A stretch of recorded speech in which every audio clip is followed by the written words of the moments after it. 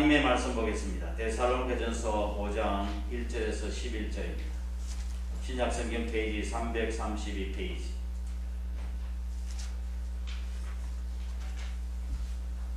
제가 봉독하겠습니다. 형제들아, 때와 시기에 관하여는 너희에게 쓸 것이 없음은 주의 날이 밤에 도둑같이 이를 줄을 너희 자신이 자세히 알기 때문이라. 그들이 평안하다 안전하다 할 그때에 임신한 여자에게 해산의 고통이 이름과 같이 멸망이 갑자기 그들에게 이르리니 결코 피하지 못하리라. 형제들아, 너희는 어둠에 있지 아니하며 그날이 도둑같이 너희에게 임하지 못하리니 너희는 다 빛의 아들이요 낮의 아들이라. 우리가 밤이나 어둠에 속하지 아니하리니 그러므로 우리는 다른 이들과 같이 자지 말고 오직 깨어 정신을 차릴지라. 자는 자들은 밤에 자고 취하는 자들은 밤에 취하되 우리는 낮에 속하였으니 정신을 차리고 믿음과 사랑의 보신경을 붙이고 구원의 소망에 투구를 쓰자. 하나님이 우리를 세우시면 노하심에 이르게 하심이 아니요 오직 우리 주 예수 그리스도로 말미암아 구원을 받게 하심이라. 예수께서 우리를 위하여 죽으사 우리로 하여금 깨어있든지 자든지 자기와 함께 살게 하려 하셨느니라. 그러므로 피차 권면하고 서로 덕을 세우기를 너희가 하는 것 같이 하라.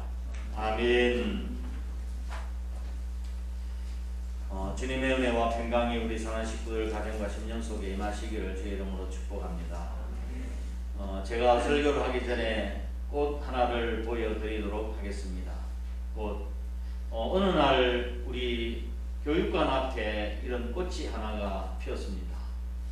그래서 줄기에다가 꽃이 피었는데 꽃을 보니 꼭 나리꽃 같기도 하고 백합화의 어떤 꽃 같기도 하고 이 도대체 누가 심었나 무슨 꽃인가 그렇게 생각을 했는데 어느 날 사모님 한 분이 이 꽃 이름이 뭔지 아세요, 여러분? 어떻게 아시죠? 여러분이 식견이 대단히 높으시네요. 저는 몰랐는데. 그래서 사모님이 상사화라고 이야기하시는 거예요. 그래서 제가 검색을 해봤습니다. 수선학과에 속하는 여러 해살이 풀인데 꽃이 필 때는 잎이 없고 잎이 달려있을 때는 꽃이 없어서 한번 잎 한번 볼까요? 이 잎이 하단이 앞에 있더라고요. 그래서 잎과 꽃이 같이 만나질 못하는 거예요. 꽃이 피면 잎이 없고 그 잎이 없으면 또 꽃이 없고 그래서 서로 만나지 못하고 그리워한다는 의미로 붙여진 이름이 바로 상사화입니다. 꽃은 잎을 생각하고 잎은 꽃을 그리워하는 상사화. 그 꽃말의 이름은 이루어질 수 없는 사랑이랍니다. 이루어질 수 없는 사랑. 그런데 교육관 앞에 이게 또 꽃이 핀 거라고요. 예? 교육관 위에 뭐라고 적혀 있는지 여러분 아세요? 어떻게 아세요? Dreams come true 해가지고 꿈은 이루어진다. 우리 교육관 앞에 벽에 이렇게 붙여놨어요. 영어로 써놨지만 지금은 한글로 써놨어요. 꿈은 이루어진다. 아니 꿈은 이루어진다는데 밑에는 상사와 꿈은 이루어질 수 없는 사랑이라고 그랬더니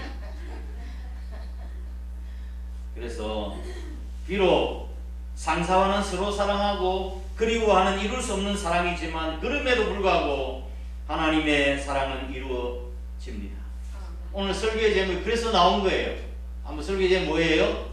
이룰 수 없는 사랑 그러나 이루어지는 하나님의 사랑. 할렐루야. 이번 주일부터 교회력으로 대림절이 시작이 되어집니다. 대림절 혹은 대강절인데 기다릴 대자, 그 다음에 내릴 강자, 이말 임자, 대강절, 대림절. 대강절은 주님의 탄생을 기대하며 자신의 삶을 가다듬는 그 기간이에요. 그래서 성탄절 전 4주일을 일컬어서 대림절이라고 이야기합니다. 지나고 난 뒤에 그 다음 25일날 우리가 성탄절을 지키는 거예요. 대림절에는 크게 두 가지 의미가 있습니다. 두 가지 의미. 예수님께서 육신의 몸을 입고 이 땅에 오신 성탄절을 기다리는 마음과 두 번째, 다시 오시겠다고 약속하신 주님의 재림을 기다리는 절기가 바로 대림절이에요. 이 절기는 4주간 동안 촛불이 켜집니다. 촛불이 켜지는데 4개의 촛불이 켜집니다. 그 중에 첫 번째 촛불은 기다림과 소망의 촛불을 켭니다. 기다림과 소망의 촛불.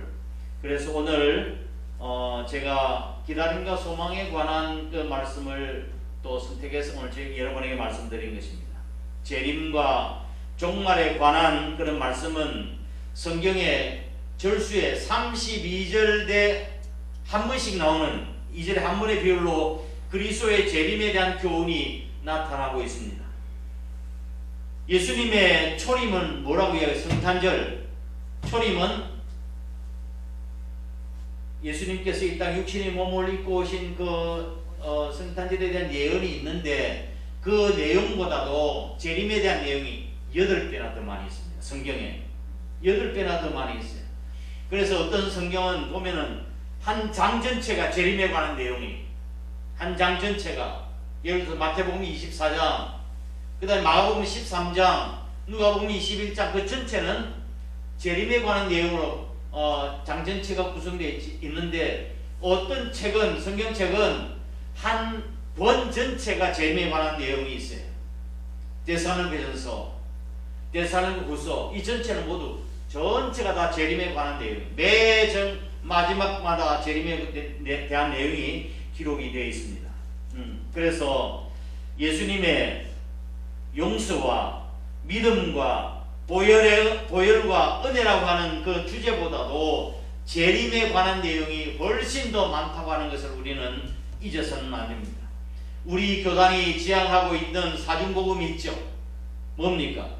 중생, 성결, 신유, 재림, 이 4가지 전도 표제죠. 중생이라는 건 예수 믿고 거듭나는 걸 이야기하는 거예요.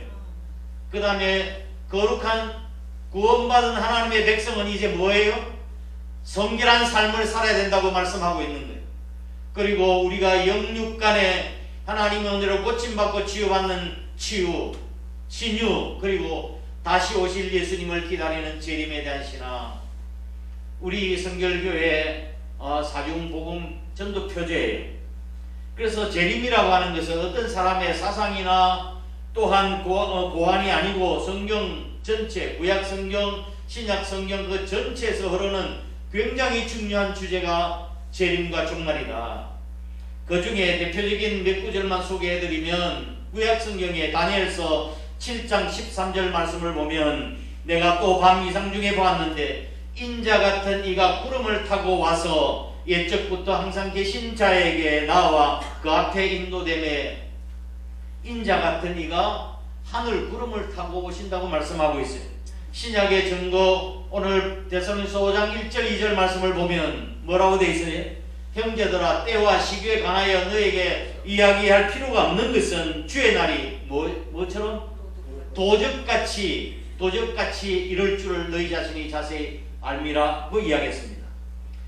베드로 사도도 그렇게 이야기했습니다. 그러므로 마음의 허리를 동이고 근신하여 우리 주 예수 그리스도 나타나실 때 너희에게 가져올 은혜를 온전히 바랄지어다. 아멘. 그리고 예수님 당신께서도 재림 다시 오실 것을 말씀을 하셨습니다. 요한복음 14장 3절, 가서 너희를 위하여 처소를 예비하면 내가 다시 와서 너희를 내게로 영접하여 나 있는 곳에 너희도 있게 하리라. 누가복음 12장 40절 말씀을 보면, 그러므로 너희도 예비하고 깨어있으라. 생각지 않을 때 인자가 오리라. 그렇게 말씀하고 있어요. 구약 성경이나 신약 성경은 예수님 당신께서도 다시 오시겠다고 말씀하고 계신 거예요. 그러나 한국교회가 이러한 예수님의 재림과 종말에 대해서 그 교리가 환영받지 못하고 있어요. 종말과 재림에 대해서 그렇게 소극적이고 부정적인 이유가 무엇인가 하면, 첫 번째로는 우리 신앙생활의 안일함 때문입니다. 신앙생활의 안일함 때문에. 여러분 한번 여쭤볼까요? 예수님께서 내일 오시면 좋겠어요? 안 좋겠어요? 예? 예수님이 내일 오시면 좋겠어요? 안 좋겠어요? 예, 말씀이 없으시네요. 아이고 안 돼요 예수님. 목사님 예수님 좀 늦게 오셨으면 좋겠어요. 왜요? 아이고 내가 믿음의 준비가 아직 안 돼 있어요. 내일 오신다면 나는 어떻게 해요? 집안 엉망으로 해놓고 난 뒤에 내일 손님 온다면은 야단 법석이 나는 것처럼 말씀이죠. 우리가 엉터리로 살다가 내일 주님 오신다면 어떻게 맞이할 수 있겠어요? 그리고 어떤 분은 좀 천천히 오셨으면 좋겠대. 실컷 즐길 것 즐기고 놀 것 다 놀고 그렇게 하고 마지막 때에 숨 넘어갈 때 예수님 믿으면 될 거라고 생각하면서 세상에 종말이 있을 것이라고 생각조차 하지 않고 살아가는 사람들도 있습니다. 막연한 미래라고 생각하는 사람들이 있습니다. 이러한 성도의 안일함 때문에 또 재림에 대한 종말에 대한 신앙생활의 소극적인 이유에 또 한 가지는 종말론에 대한 그런 사회적인 부정적인 시각 때문에 그렇습니다. 이단들이 주로 뭘 이야기 많이 하나요? 이단들이 주장하고 막 이야기하는 것이 뭘에 대해서 강조하고 있죠? 종말에 대한 이야기, 심판. 그래서 요한계시록 그렇게 매일 요한계시록 이야기를 해요. 물론 굉장히 중요한 이야기죠. 그런데 그 종말론을 시한부 종말론을 예수님께서 언제 오신다고 해서 흰 옷 입고 산에 올라가서 직장 닷대로 가정을 내팽개치고 가가지고 기다리고 있었던 시한부 종말론자들에 의해서 이 사회가 얼마나 어지러워졌었습니까? 그러니까 사람들이 종말에 관한 이야기를 하면 좀 광신자라고, 반이성적인 그런 말이라고 그렇게 이야기하는 사람들이 있기 때문에 교회가 그렇게 종말로 대한 사회적 부정인식 때문에 이 강조가 되지 못하는 거예요. 세 번째 이유는 성경적인 교리 체계가 부족해져서 그렇습니다. 그래서 재림에 대해서 소극적이에요. 교회도 재림에 대한 설교를 그래서 사람들이 신앙과 회피하는 거예요. 축복을 설교하고 위로의 설교하고 소망의 설교를 막 이런 것 좋아하고 하는데 재림에 대한 설교하고 심판에 대한 설교, 지옥에 대한 설교를 사람들이 싫어하니까 목사 또 교회에서도 그 설교를 하지 않고 있는 거예요. 그래서 종말에 대한 체계적인 지식과 확신이 우리 성도들에게 결여되어 있는 거라고. 그래서 재림에 대한 내용을 우리의 삶 속에서 구체적으로 적용하지 못하고 살아가는 거예요. 내일 주님이 오실 것이라고 생각하고 정말 근신하며 거룩한 삶을 살고 그런 삶을 살지 못하고 있는 거라고. 그러나 여러분 기억하시길 바랍니다. 재림과 종말은 성경 전반에 흐르고 있는 교리 중에서 가장 중요한 교리다. 제일 많이 언급되고 있는 교리라는 것을 기억하셔야 합니다. 기독교 역사 가운데 재림신앙이 강하면 강할수록 교회는 더 건강하게 부흥하고 성장했었습니다. 그러나 재림신앙이 약화되면 반드시 그게 세속화가 되고 타락해 왔었습니다. 우리 교회가 영적으로 깨어있는 교회가 되기를 소원합니다. 아멘. 주님께서 다시 오신다는 재림신앙을 굳건하게 붙드시기 바랍니다. 반드시 주님께서 이 땅에 다시 오실 줄 믿습니다. 비록 세상에서의 사랑이 이루어지지 않는다 할지라도 하나님의 사랑은 이루어지는 줄 믿으시길 바랍니다. 과학자들도 지금 경고하고 있지 않습니까? 세상의 종말이 가까웠다고. 그리고 세상 사람들도 말세지말이라고 이야기하잖아요. 말세 중에서 끝자락에 왔다고 이야기하고. 세상 종말의 시기가 있는 거 아시죠? 세상 종말의 시기가 점점 가까워 지금 5분 전, 3분 전에 가까웠다고 이야기하는 거예요. 재림에 관한 징조는 이미 예수님께서 마태복음 24장에서 말씀을 하셨습니다. 제자들이 조용한 때에 나아가서 선생님 어느 때에 이러한 일이 있겠습니까? 주의 임하심과 세상 끝에는 무슨 징조가 있을까요? 라고 여쭈었습니다. 그때 예수님께서 구체적으로 말씀하신 것을 제가 몇 가지로 정리해서 말씀을 드리면 첫 번째로는 물리적인 공해 위기가 지금 우리에게 심각한 상태입니다. 우리가 살고 있는 이 지구의 물, 공기, 대기, 토양 살기에 정말 위험할 정도로 지금 악화되고 있습니다. 더 이상 그래서 이 지구상의 기상이변과 자연재해가 지금 계속해서 일어나고 있는 거예요. 대자연이 다스리는 법칙 가운데서 견제와 균형이라고 하는 것이 있습니다. 견제와 균형. 이것이 잘 이루어져야 이 자연 법칙이 잘 돌아가는데 지금 이것이 지금 깨어지고 있는 거라고요. 두 번째로는 민족이 민족을 나라가 대적하여 일어날 것이라고 이야기를 했습니다. 지금 계속해서 전쟁과 테러의 소식을 듣습니다.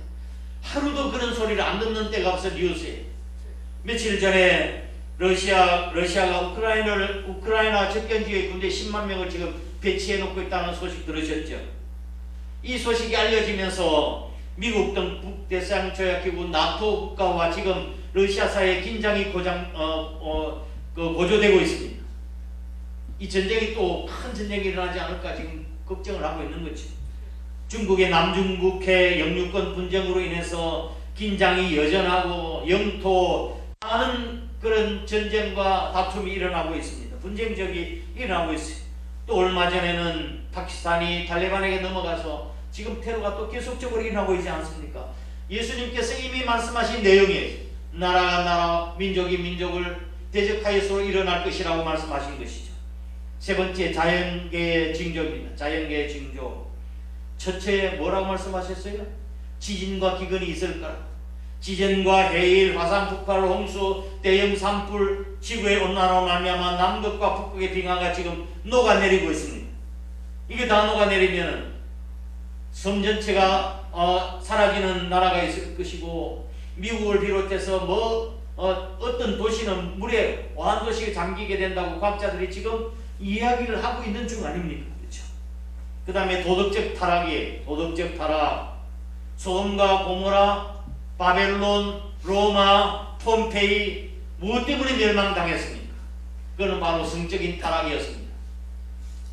성적 타락이 있을 때 하나님께서는 그냥 보지 아니하시고 반드시 심판을 하셨습니다. 불과 유황불로 심판하시고, 옛날에 딸을 낳으면 섭섭하다고 해가지고 이름을 붙여서 섭섭이, 이제는 그만 나라고 끝순이, 말순이 이렇게 지었는데, 요즘은 딸을 낳으면은 뭐라고 짓는가 하면 아찔이라고 짓는다니까. 아이고 이 애 딸이 어떻게 이 세상에 살아갈까, 아찔하다고 해서 아찔이라 짓는데, 예? 그렇게 지금 성적 도덕적으로 지금 타락한 세대에 지금 살고 있습니다. 그리고 심리학적 종말이 있어요. 심리학적 종말이 갖고 와서 지금 살기는 점점 좋아지고 생활은 풍요로워지는데, 풍요지수가 높은 것에 비례해서 자살자가 엄청나게 많이 일어나고 정신질환자가, 정신분열증 환자가 급증을 하고 있습니다. 그리고 영적 묵시록적 현상이 일어나고 있습니다. 신흥 종교가 일어나고, 그 다음에 신비 종교의 번성, 자칭 그리스도라고 하는 자들이 일어날 것이라고 예수님 말씀하셨죠. 이 모두가 다 재난의 시작이라고 말씀. 이미 그런 걸 보면 이미 마지막 종말이 시작된 것은 틀림이 없는 사실입니다. 종말과 주님의 재림을 사모하는 우리는 그럼 어떻게 살아야 합니까? 어떻게 살아야 합니까? 첫 번째 5장 2절 말씀 보겠습니다. 5장 2절 시작. 주의 날이 밤에 도둑같이 이를 줄을 너희 자신이 자세히 알기 때문에. 세월을 아끼라고 하는 거예요. 주님께서 도둑같이 임하신다고 했습니다. 언제 주님이 오실는지 모른다는 말씀이에요. 주님 맞이할 준비를 하며 살아가야 한다는 뜻입니다. 여러분의 삶 속에서 시간 누수가 일어나지 않도록 세월을 아껴 살아야 합니다. 아무렇게나 살지 말고 세상 따라 살아가지 아니하고 우리가 주님의 뜻대로 살아가야 합니다. 세월을 아끼라. 사도 바울이 에베소서 6장에서 말씀하신 세월을 아끼라. 이 말은 redeem the time. redeem the time이라는 시간을 구속하라는 말. 구속하라, 구원하라. 돈을 주고 대가를 지불하고 그 시간을 살아, 이런 뜻이에요. 헛되게 낭비하지 말라고 하는 그 뜻이라 이 말씀이에요. 우리 복음송가 가운데서 지금까지 내가 한 일 주님께서 보시고 훗날의 나를 보고 뭐라 하실까? 세상 일에 얽매여서 세상 일만 하다가 주님 나를 부르시면 어떻게 만날까? 주님 내게 오시면 어떻게 만날까? 멀리 방황하던 나 불쌍한 이 죄인 이제 주만 생각하며 세상 영광 버리고 십자가를 내가지고 주만 따라가오리라. 이 찬송이 정말 우리 마음에서 신앙 고백적으로 나오는 그런 찬송이 되어야 합니다. 세상 일에 얽매여서 세상 일을 하다가 헛되게 시간 보내다 주님 도둑같이 오신다면 어떻게 만날 수 있을까요? 언제 주님을 만난다 할지라도 괜찮을 자세로 우리는 살아가야 합니다. 두 번째 5장 6절 말씀 보겠습니다. 5장 6절 시작. 그러므로 우리는 다른 이들과 같이 자지 말고 오직 깨어 정신을 차릴지라. 아멘. 깨어있으라고 말씀하십니다. 깨어있으라. 깨어있는다고 하는 말, 이 단어의 뜻은 절박한 심정을 가지고 정신 차리고 근신하라, 그런 뜻입니다. 깨어있어. 뭐 하는 거예요? 기도하라고 하는 것입니다. 오늘 본 말씀에도 보면 오매불망이라는 말이 있는데, 오매불망이 뭐예요? 오자, 깰 오자, 잠자는 맷자, 아니 불자, 이절망자, 자나 깨나 언제나 잊지 못한다. 주님 사모하며 그렇게 살라고 하는 말씀이에요. 신랑을 기다리다가 망구석이 된 것처럼 어제 여러분의 말씀들이 보낸 메시지처럼 말씀이죠. 주님의 재림을 기대하며 고대하다가 깨어 기도하는 삶을 살아야 합니다. 기도는 영혼의 호흡이라 기도하지 않으면 영적 생명이 시들고 마는 거예요. 믿음 생활에 껴있기를 주의 이름으로 축원합니다. 예배에 껴있고 기도 생활에 껴있고 말씀을 보고 또한 전도하게 껴있는 삶을 살아요. 이건 신앙생활의 기본 자세 아닙니까? 이런 기본이 되어 있지 아니하면 서서히 신앙이 잠들기 시작하는 거예요. 무엇보다 특별히 우리는 껴있어야 합니다. 공부하는 학생이 깨어서 공부하지 아니하고 잘 것 다 자고 놀 것 다 하고 다 할 때 다 가고 무슨 공부를 하겠지? 우등생이 될 수 있겠습니까? 우리도 마찬가지. 신앙의 우등생이 되려고 하면은 내가 할 일 다 하고 나머지 신앙생활 하는 건 신앙생활의 우등생이 결코 될 수가 없습니다. 깨어있기를 주의 이름으로 축복합니다. 4절 5절 말씀 보겠습니다. 세 번째로 4절 5절 시작. 형제들아 너희는 어둠에 있지 아니하며 그날이 도둑같이 너희에게 임하지 못하리니 너희는 다 빛의 아들이요 낮의 아들이라. 우리가 밤이나 어둠에 속하지 아니하리니. 아멘. 재림을 맞이하는 자들의 두 가지 유형이 있는 오늘 본 말씀에 있죠. 4절 5절에 첫 번째, 밤에 맞이하는 자와 낮에 맞이하는 자예요. 밤에 맞이하는 자는 어떤 사람을 밤에 맞이하는 자라고 이야기하는가요? 어두움에 속한 상태로 주님의 재림을 맞이하는 거예요. 영적, 도덕적 타락과 방종이 암시되어 있는 거라. 마치 심판날이 없는 것처럼 살다가 죄 짓고 그러다가 나중에 밤에 주님을 만나는 거예요. 밤에 맞이하는 사람이, 낮에 맞이하는 사람은 어떤 사람이에요? 빛 가운데 맞이하는 사람이에요. 거룩한 삶을 살고 순결한 삶을 사는 것을 말씀하고 있는 것입니다. 신부가 정절을 잃어버리면 순결한 신부라고 이야기할 수 있겠습니까? 그리스도인이 우리 주님에 대한 순결과 거룩함을 잃어버리면 주님의 신부라고 이야기할 수가 없을 것입니다. 우리는 성경 말씀대로 온갖 영과 육의 더러운 것에서 너희 자신을 거룩하게 하고 깨끗하게 하라는 말씀을 귀담아 들어야 하겠습니다. 염전하는 어떤 분이 일을 하다가 실수로 소금 가마니를 바닷물에 빠뜨렸습니다. 근데 금세 건졌는데 소금이 다 녹아버리고 말았습니다. 소금이 물에 잘 녹는 것은 뭐 이렇게 알고 있는 이야기지만, 여러분 김장 다 하셨죠? 예?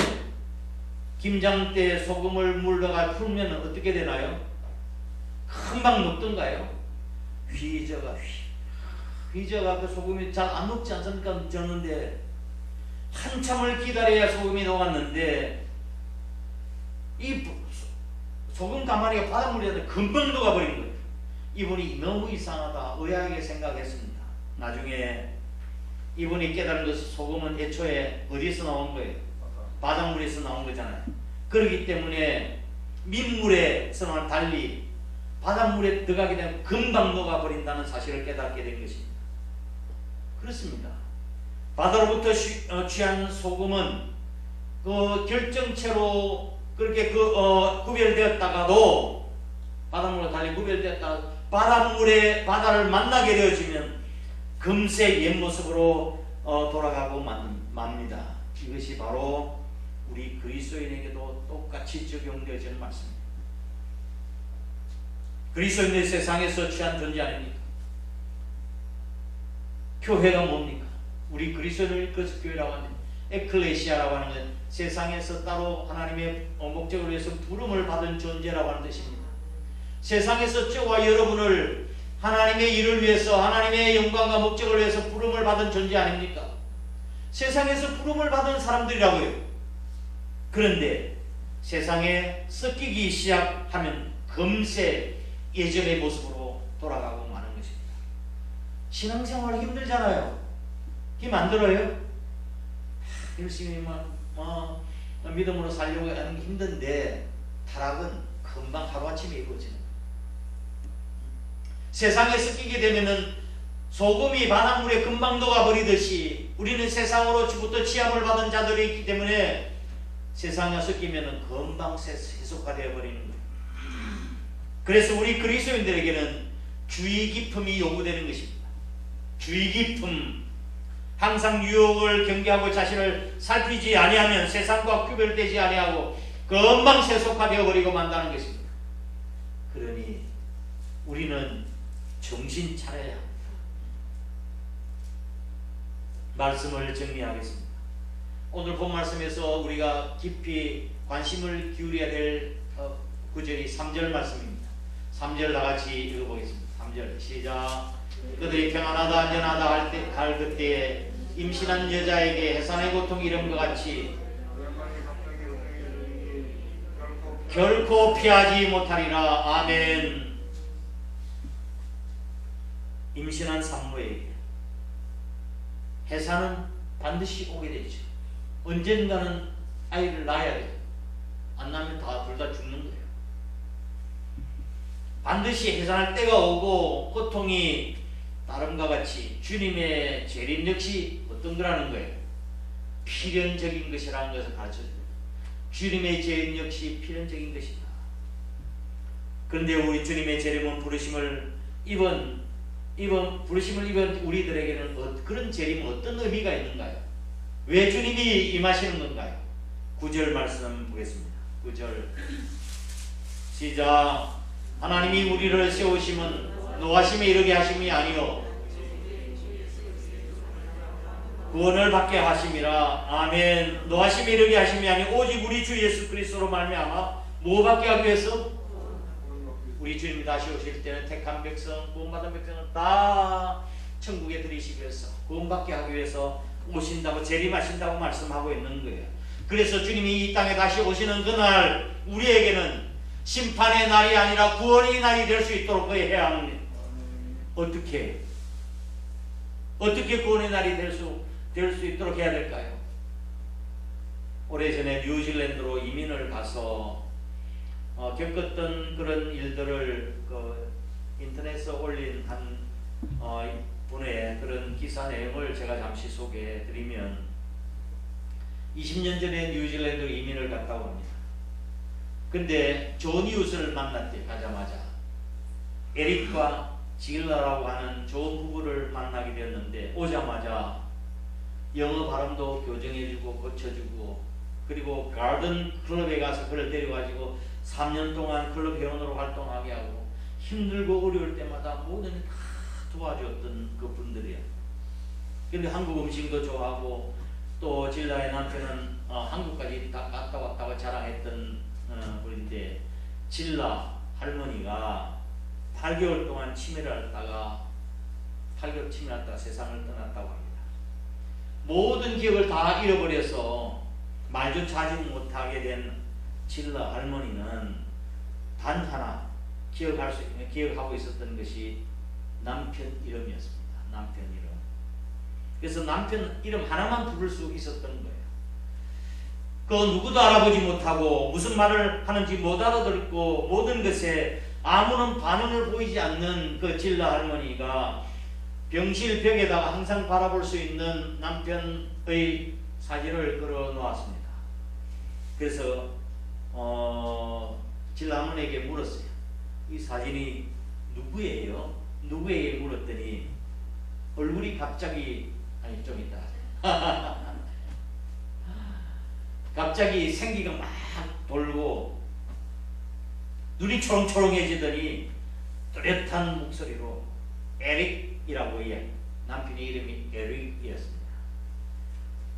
그리고 에릭이라고 또렷한 말을 하더니 빙그레 웃기 시작하는 거예요. 정말 놀라운 일이 아무것도 기억도 못하고 또 말도 못하는 그 할머니가 남편 사진을 보고 웃으면서 초롱초롱해진 에릭이라고 그렇게 이야기했던 거예요. 그녀에게 할머니에게 남은 단 한 가지의 기억은 남편뿐이었습니다. 단 하나의 남편이었습니다.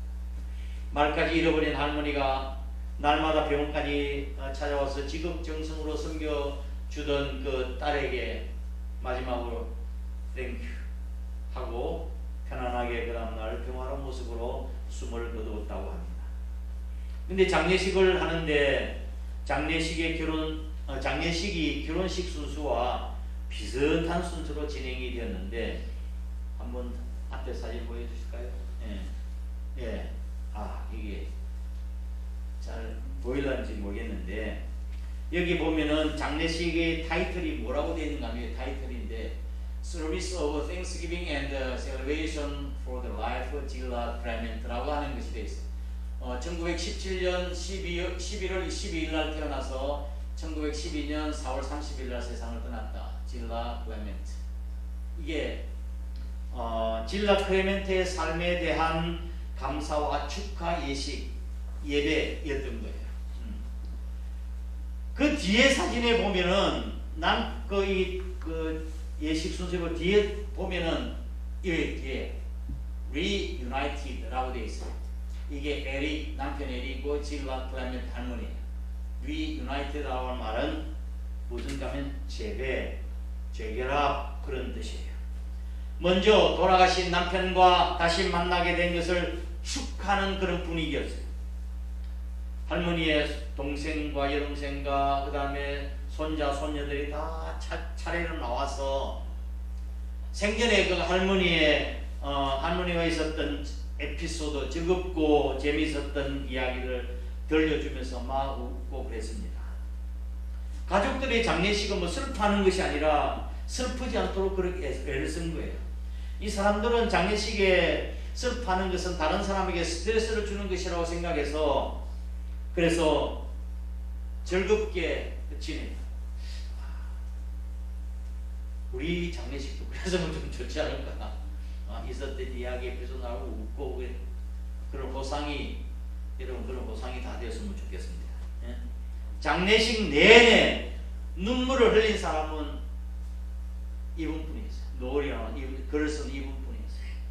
몰래 눈물을 닦느라고 힘들었다 합니다. 우리들도 질라 클레멘트 할머니처럼 신부로서 신랑을 사모하며 살아야 할 것입니다. 다른 건 다 잊어버려도 오직 주 예수 그리스도 우리 주님만 생각하고 그분을 잊지 아니하고 주님 앞에 설 수 있었으면 좋겠습니다. 주님이 오신 당일까지 신앙의 순결을 지키고 주님을 맞이하시길 주의 이름으로 축복합니다. 그리고 소망을 가지고 살아야 합니다. 성경의 신약성의 맨 마지막 절이 뭐라고 되어 있는지 여러분 아십니까? 창세기 1장 태초에 하나님이 천지를 창조하시니라. 요한계시록 마지막 22장 30절 이것을 증가하신 이가 가라사대 내가 진실로 속히 오리라 하시거늘 아멘 주 예수여 오시옵소서. 할렐루야. 이 마지막 말씀이 우리의 소망입니다. 주님 다시 오실 그날을 소망 삼고 믿음으로 살아가야 할 것입니다. 그리고 맡겨진 일에 충성 다하며 살아야 합니다. 죄악의 대명사로 불리는 소돔과 고모라처럼 음란한 도시의 상징으로 되어 있는 폼페이 아시죠? 폼페이 시가 79년 추후 79년에 베수비오 화산이 폭발해서 그 화산재가 7m나 돼서 완전히 그 도시 전체가 파묻혀버리고 말았습니다. 그리고는 1748년에 본격적인 발굴 작업이 이루어졌는데 지금은 거의 발굴 작업이 완성 단계에 있습니다. 그 보면은 저도 제가 폼페이 시를 다녀왔습니다. 광장과 공중 목욕탕, 그 다음에 프레스코화 그림이 그려져 있는 작은 집들, 원형극장, 의사당, 그 다음에 작은 명굴, 사창과, 그리고 도시의 대로, 그 당시에도 도시 대로가 도로가 쫙 달려있는 거 얼마나 그 문명이 발달했는가를 알 수 있었어요. 근데 갑자기 재난이 닥쳐왔기 때문에 당시에 사람들이 어떤 생활을 했는지 그대로 보여주고 있어요. 생활하는 모습 그대로 보여주고 있다고. 재밌는 모습들이 많아요. 그런데 성문 앞에서 꼿꼿이 서서 죽은 시체가 발견되었습니다. 꼿꼿이 서서 죽은 시체가 발견됐는데 그것은 바로 파수꾼이었습니다. 다른 사람들 살기 위해서 이리 뛰고 저리 뛰고 도망치고 야단들이었지만 파수꾼 옷을 입은 그대로 창을 똑바로 잡고 그 자리에 서 있었던 거예요. 어떤 어린애는 숨도 쉬지 못하고 그 죽은 애들도 있고 어린애도 있고 남자와 여자 껴안고 머리 우둔가 있는 그런 모습으로 죽은 사람도 있는데 이 사람은 성문 앞에서 파수꾼으로서 꿋꿋하게 서서 그대로 세상을 떠난 거예요. 주님 오실 때가 되면 이런 상황이 그대로 벌어질 터인데 그 가운데 우리는 어떻게 주님을 맞이해야 될까? 이 파수꾼처럼 내가 지켜야 될 자리에 충성을 다하다가 주님을 만나 칭찬받는 사람이 되어야 되지 않겠습니까? 맡겨진 사명, 내가 지켜야 될 자리, 복음 전도의 사명 죽도록 충성 다하시길 바랍니다. 충성은 지나보면 알아요. 교회 충성도 여러 해 지나보면 알아요. 누구든지 한 달, 두 달, 또 1년, 2년 다 충성할 수가 있습니다. 그러나 변함없이 끊임없이 변함없이 충성 다하는 그게 진짜 충성이에요. 우리는 끝까지 충성 다해야 합니다. 죽을 각오를 하고 죽기까지 충성 다해야 합니다. 그래야게 될 때 주님 다시 올 때 생명의 멸류관, 칭찬의 멸류관을 받게 될 줄을 믿습니다. 삼사화의 꽃말처럼 이 세상은 비록 이룰 수 없는 사랑이라 할지라도 우리가 기대하고 고대하는 우리 주님에 대한 사랑, 그 하나님의 사랑은 이루어질 줄 믿으시길 바랍니다. 다 함께 일어나셔서 179장 찬양 드리겠습니다. 179장입니다.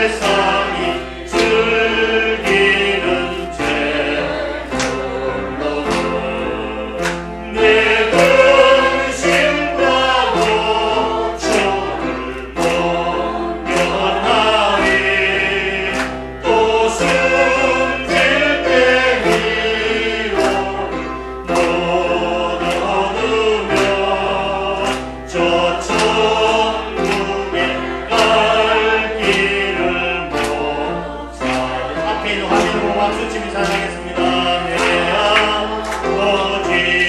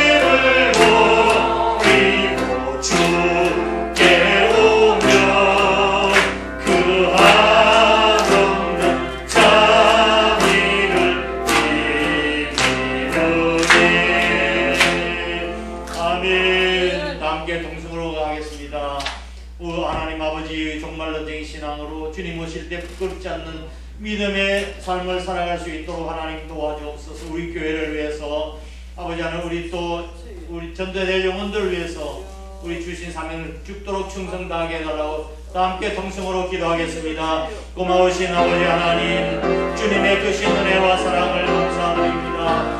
오늘도 아버지 하나님 대림절 축제 주일을 맞이해서 기다림과 소망에 관한 주님의 메시지를 상고할 수 있도록 은혜를 허락해 주신 것을 감사를 드립니다. 지금 주님께서 말씀하신 세상 아버지 하나님 끝날의 징조가 지금 우리 가운데서 지금 계속해서 이루어지고 더 심해져가는 것을 보게 되어집니다.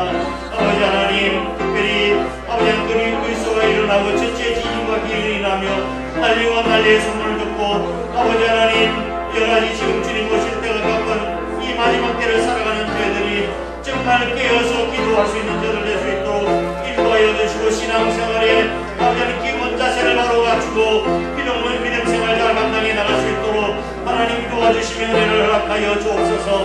하나님 마지막 때 주님 오실 때 좀 부끄럽지 않게 주님 맞이할 수 있도록 우리가 깨어 근신할 수 있도록 하나님 도와주시며 은혜를 허락하여 주옵소서. 주님 다시 오실 때 우리의 있는 모습대로 주님을 맞이할 텐데 밤에 맞이하는 자들이 되지 않게 하시고 낮에 맞이하는 자 될 수 있도록 인도하시고 거룩한 삶을 살고 아버지 하나님 주님에 대한 정결한 마음 가지고 아버지 하나님 살아갈 수 있도록 인도하여 주옵소서. 오직 우리 주 예수 그리스도만을 생각하고 주님을 의지하고 믿음으로 살아갈 수 있는 저들 될 수 있도록 하나님 역사하여 주시고 복을 더하여 주시옵소서. 저희에게 맡겨진 귀한 사명 아버지 하나님 맡겨진 자리 충성 다하게 하시고 주님 오실 때에 잘했다 칭찬 듣는 종이 반절에 떠들어설 수 있도록 하나님 도와주시옵소서. 주님께서 이 땅에 다시 오신다고 말씀하신 것은 우리를 심판하기 위함이 아니라 우리를 구원하시기 위함이라고 말씀하셨는데 우리가 다 들림받는 축복된 성도들이 다 될 수 있도록 하나님이 역사하여 주시고 복을 허락하여 주옵소서. 우리 한 사람께 모든 식구들이 주님 다시 오실 때 주님 복중원전에 참여할 수 있는 복된 식구들이 다 될 수 있도록 하나님이 역사하여 주시고 은혜를 허락하여 주옵소서. 비록 이 땅에서의 삶의 고통과 눈물과 한숨과 우리의 눈에서 눈물을 다시 쏟으시고 우리의 기쁨과 하나님 놀라운 은혜와 축복을 주신 줄 믿고 소망으로 살아갈 수 있는 저의 삶이 될 수 있도록 하나님이 역사하여 주시고 복을 더하여 주시기를 주님 간절히 빌고 원합니다. 하나님이 역사하시고 복을 더하여 주옵소서. 그렇게 주님 오실 때 거룩하고 정결한 신부로 살겠다고 마음으로 생각하고 다짐하며 주님이 일어섰습니다. 우리의 결심과 결단이 아버지 하나님 흐려지지 않게 하여 주옵소서. 우리가 세상에서부터 취함을 받은 존재이기 때문에 우리가 방심하면 얼마든지 쉽게 아버지 하나님 세속화 될 수밖에 없고 타락할 수밖에 없는 존재라는 사실을 깨닫고 깨어 기도하며 근신하게 하시고 우리 주님께 초점을 두고 믿음으로 살아갈 수 있는 저들 되도록 하나님 복을 허락하여 주옵소서. 우리 한 사람께 시대적 사명을 잘 감당하는 우리 사랑하는 식구들이 다 될 수 있도록 하나님 복 주시고 주님 오실 때에 칭찬과 영광과 존귀를 받게 부족함이 없는 우리 모든 성도들이 다 되게 도와주시옵소서. 저에게 주신 하나님 은혜를 생각하며 또한 아버지 하나님 소득의 11조와 감사하는 예물, 선교하는 예물, 아버지 하나님 교회 건축과 차량금 1,000분 예물 끝까지 꾸밀 때 하나님 앞에 드릴 수 있도록 은혜 주시니 주님 감사합니다.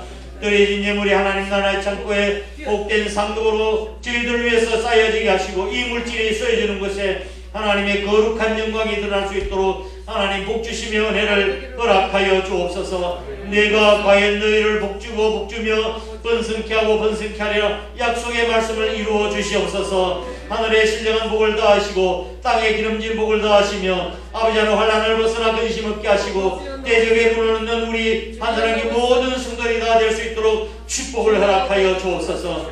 이 나라의 민족도 주님께서 기억해 주시고 하루속히 징체 여러가지 정치 경제 사회 어려운 가운데 처해 있는 이 민족 하나님이 자비와 긍휼을 베풀어 주옵소서. 저희에게 베풀으신 주신 크신 은혜와 축복이 놀라운데 그 축복을 잘 관리하지 못하고 세상 방종과 타락에 빠져 있었던 우리의 잘못들을 회개하오니 주님 용서하여 주시옵소서. 이 민족이 다시 회복되지는 놀라운 역사가 있도록 복을 더하여 주시옵소서. 이 시간 해외에 나가는 식구들, 군에가 있는 귀한 아들들, 부득에서 출탄 가운데 있는 성도들, 지금 병상에 있는 우리 사랑하는 식구들, 어느 곳에 있든지 하나님께서 눈동자같이 지켜 보호 인도하여 주시고 저들의 이름을 손바닥에 새기시며 보호하시고 지키시고 아버지 하나님 은혜를 베풀어 주시옵소서. 오늘 거룩한 주일을 위해서 애쓰고 수고한 아버지 하나님 일꾼들 종들 주님께서 기억하여 주시고 하늘의 상급이 있게 하여 주시며 아버지 하나님 제대의 삶 가운데 더 기름진 은혜와 축복이 넘쳐날 수 있도록 복을 더하여 주옵소서. 우리 세상에서 또 한 주간의 삶이 시작되겠는데 하나님 주와 동행하는 삶을 쌓게 하시고 세상에 빗댄 아버지 하나님 소금의 역할 또한 감당해 나갈 수 있는 우리 사랑하는 식구들 다 되도록 복을 허락하여 주시옵소서. 예수님 거룩하신 이름으로 간절히 축복하고 기도드리옵나이다. 아멘. 이제는 저희들을 위해서 십자가에 달려 돌아가셨으나 사흘 만에 부활하시고 내가 다시 오리라고 약속하신 우리 주 예수 그리스도의 크신 은혜와 독생자 예수 그리스도를 저희들을 위해서 내어주시기까지 하신 하나님 아버지의 극진하신 살아가심과 성령님의 위로 교통하심이 이 세상의 사랑은 비록 이루어지지 않는다 할지라도 아버지 하나님 그럼에도 불구하고 하나님의 사랑은 반드시 이루어질 줄 믿고 끝까지 소망 가운데 기다리며 충성 다하기로 마음으로 다짐하는 거룩한 주의 백성들과 우리 한 사람께 전체 위에 항상 함께 하시옵기를 간절히 축원합나이다. 아멘.